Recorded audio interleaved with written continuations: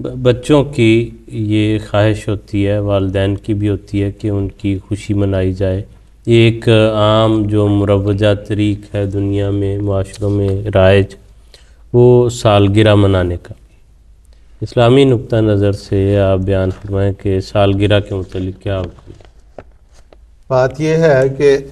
اسلام تو کسی بھی حکم کے لیے کہتا ہے کہ حضور صلی اللہ علیہ وسلم کے عمل کو قرآن کریم نے کہا کہ لَقَدْ كَانَ لَكُمْ فِي رَسُولِ اللَّهِ أُسْوَةٌ حَسَنَةٌ، کہ اس مقدس رسول کی ذات میں تمہارے لیے ایک بہترین نمونہ ہے۔ ہم حضور صلی اللہ علیہ وسلم، آپ کے صحابہ، اور پھر اس دور میں اسلام کی نشت ثانیہ کے لیے جس روحانی فرزند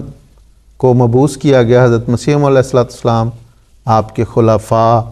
ان سب کو ہم جب دیکھتے ہیں تو ان کے ہاں بھی اللہ تعالیٰ کے فضل سے اولادیں ہوئیں، بچے ہوئے، صحابہ کے بھی بچے ہوئے، اور بڑے مالدار لوگ تھے وہ۔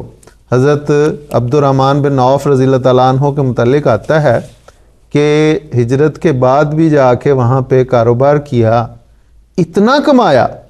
کہ ان کی وفات پر ان کا اتنا سونا تھا کہ جس کو باقاعدہ عملاً کلہاڑوں سے کاٹ کاٹ کے ان کے ورثاء میں تقسیم ہوا۔ تو یہ کوئی معمولی لوگ نہیں تھے، بہت بہت سونے کی روٹی کھانا چاہتے تو کھا سکتے تھے، اتنا اللہ تعالیٰ نے ان کو دیا۔ لیکن انہوں نے کہیں پہ نہیں آتا کہ انہوں نے اپنے بچوں کی سالگرہ منائی ہوں، حضور صلی اللہ علیہ وسلم نے اپنے بچوں کی سالگرہ منائی ہوں۔ تو یہ کوئی اسلامی تصور نہیں ہے۔ دراصل حضرت خلیفۃ مسیح رابع رحمہ اللہ نے بہت مختلف مواقع پہ اس بات کو کھول کھول کر بیان کیا کہ یہ دراصل یورپ کی ایک رسم ہے، ایک یہاں کا رواج ہے۔ حالانکہ اگر غور کیا جائے تو انسان سالگرہ کس چیز کی مناتا ہے؟ اس کی تو زندگی کا ایک سال کم ہو گیا ہوتا ہے، تو خوشی کس بات کی؟ ہاں، اگر خوشی منانی ہے تو اس بات کی منائی جائے، یہ سوچ کے کہ اللہ گزشتہ سال سے اس سال میں یہ جو سال گزرا ہے، 365 دن گزرے ہیں، اس میں نے روحانی لحاظ سے یا عملی تیرے در پہ جو خدا کو پانے کا مقصد ہے، زندگی تک کا مقصد تو یہ ہے نا کہ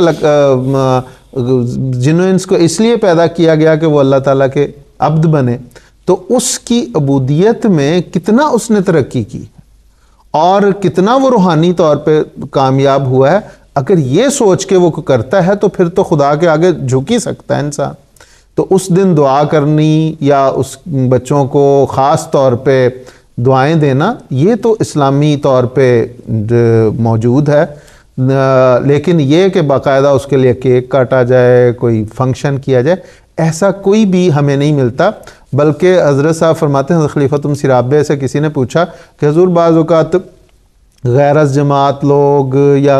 غیر مسلم لوگ ہم اس معاشرے میں رہتے ہیں تو تحفے لے آتے ہیں، تو پھر کیا کیا جائے؟ ان کو بھی تو کچھ کھانا کھلانا ہوتا۔ حضرت صاحب نے فرمایا یہ بھی ایک بہانہ ہے، بہانوں سے بتایا جاتا ہے کہ میری یہ ڈیٹ آف برتھ ہے، اور پھر وہ تحفے لے آتے ہیں۔ ہاں، اگر وہ ویسے آ جائیں تو اسلام نے مہمان نوازی سے منع نہیں کیا۔ حضرت صاحب کا ایک حضرت خلیفۃ مسیح رابع رحمہ اللہ کا ایک اقتباس ارشاد پڑھ دیتا ہوں حضرت مسلم اور رضی اللہ تعالیٰ عنہ کے متعلق۔ حضور فرماتے ہیں کہ میرے مرحوم والد حضرت امام جماعت احمدیہ ثانی برتھ ڈے کی رسم کے سختی سے مخالف تھے۔ ان کی زندگی میں کوئی سوچ بھی نہ سکتا تھا کہ وہ برتھ ڈے منائے، اور جب بھی ان کے علم میں ایسی بات آتی تھی تو بے حد ناراض ہوتے تھے۔ تو یہ خلفاء کا تو یہ طریق رہا، اور جیسے میں نے عرض کی، نہ وسلم نے، نہ خلفاء نے، نہ صحابہ نے، نہ مسیح موعود نے، نہ مسیح موعود کے خلفاء نے، نہ ان کے صحابہ نے،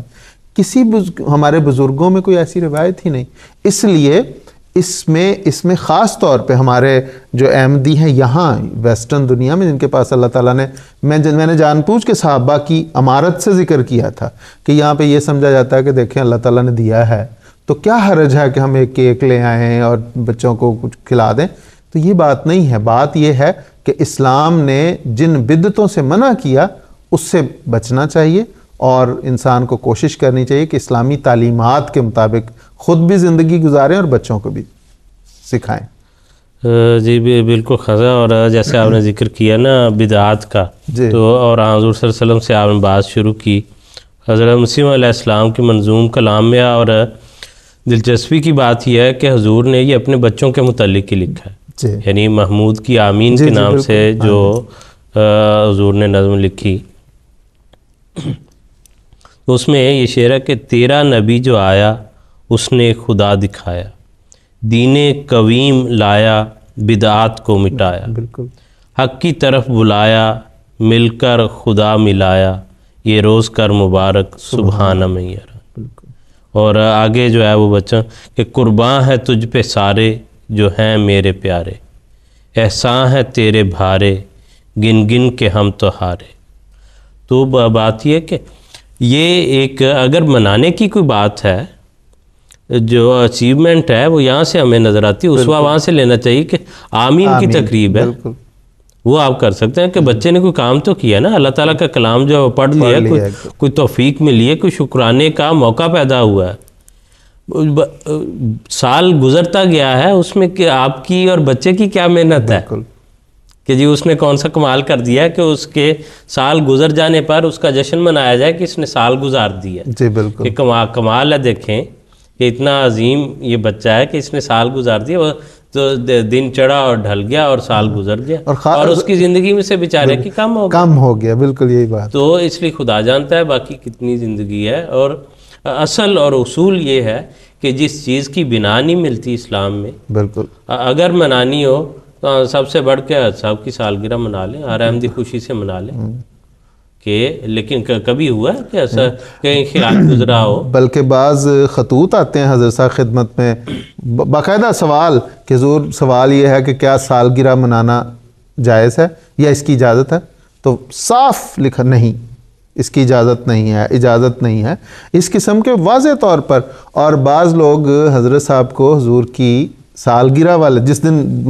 پیدائش والے دن حضور کو مبارکباد دیتے ہیں تو حضور فرماتے ہیں اس کی ضرورت نہیں ہے، اس کا یہ تو اسلام منع کرتا ہے۔ تو ہمارے آقا جو ہیں جن کا اسوہ ہمارے لیے اس دنیا میں اس زمانے میں جو سب سے قابل تقلید وجود ہیں وہ ہمارے امام ہیں۔ تو میں تو یہ کہا کرتا ہوں کہ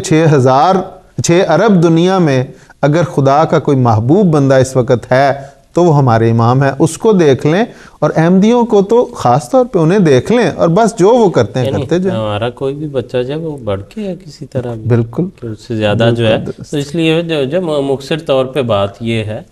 کہ خواہ بہانے بنانے اپنے لیے یا بچوں کے لیے، اور دوسری یہ چیز ہے کہ ہم اس معاشرے میں، مغربی معاشرے میں ہے، یہ اس کی رسومات کا حصہ ہے، تقلید کا حصہ ہے، ان چیزوں سے انسان کو مرعوب نہیں ہونا چاہیے، اس سے ڈر نہیں جانا چاہیے، اگر آپ جس بات کو درست سمجھتے ہیں اس پر قائم رہنا چاہیے۔ اس لیے یہ زیادہ سے زیادہ یہ وقتی بات ہے، کل کو انشاءاللہ احمدیت کا غلبہ ہوگا، کوئی بھی یہ نہیں کر رہا ہوگا تو اس وقت جو منا رہا ہوگا وہ عجیب لگے گا، اس کو یہ بھی نہیں پتہ کہ یہ چیز جو ہے اسلامی اقدار کا حصہ نہیں ہے۔ تو اس لیے آج جہاں جو لوگ کمزوری کی وجہ سے ڈرے بیٹھے ہوتے ہیں کہ جی وہ اس کے دوستوں نے منائی ہے، وہ یہ کہتے ہیں، وہ فلانا یہ کہتا ہے، بچوں میں بھی کانفیڈنس جو ہے وہ پیدا کرنا چاہیے، ان کو بتانا چاہیے، اور خود بھی جو ہے انسان کو پوری بصیرت کے ساتھ اس بات پر قائم ہونا چاہیے کہ یہ وجہ ہے، اس وجہ سے ہم نہیں مناتے، اور اس میں کسی قسم کی شرمندگی کی اور خفت کی ضرورت نہیں۔ یہ کوئی ایسی چیز نہیں کہ جس کو بڑا حاصل کر لیا دنیا نے اور ہم اس سے جو ہے وہ پیچھے رہ جاتے ہیں۔ انسان جب تک والدین کو خود اس پر خود اعتمادی نہیں ہوگی تو بچوں کو کہہ نہیں سکتے کہ یہ بات درست نہیں ہے۔ اس لیے آپ اس معاشرے میں رہتے ہیں تو وہاں ڈرنے کی ضرورت نہیں،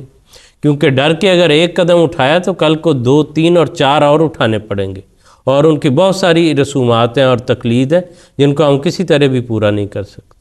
اس لیے ہمیشہ بچے کو پہلے سٹیپ سے جو ہے وہ سمجھانا چاہیے کہ یہ ہماری حدود ہے، یہ ہمارا طریق ہے، اور حکمت کے ساتھ بچے کو ڈرا کے چپ نہیں کرنا چاہیے کہ جی یہ لکھا ہے اور بس تم نے اس سے زیادہ پوچھنا بھی نہیں اور کرنا بھی نہیں۔ بچہ جو ہے اس کی وہ عمر ہے کہ وہ بیچارہ ساری باتیں نہیں سمجھتا، اس لیے اس کو سمجھا کر، حکمت بتا کر، اس کے فائدے اور نقصان بتا کر جو ہے پھر اس کے سامنے بات رکھنی چاہیے اور اس کو سمجھانا چاہیے اور اس کو کہنا چاہیے کہ ڈرنے کی کوئی ضرورت نہیں۔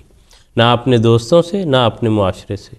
جو بات درست ہے اور حق ہے اس پر انسان کو قائم رہنا چاہیے. جزاک اللہ.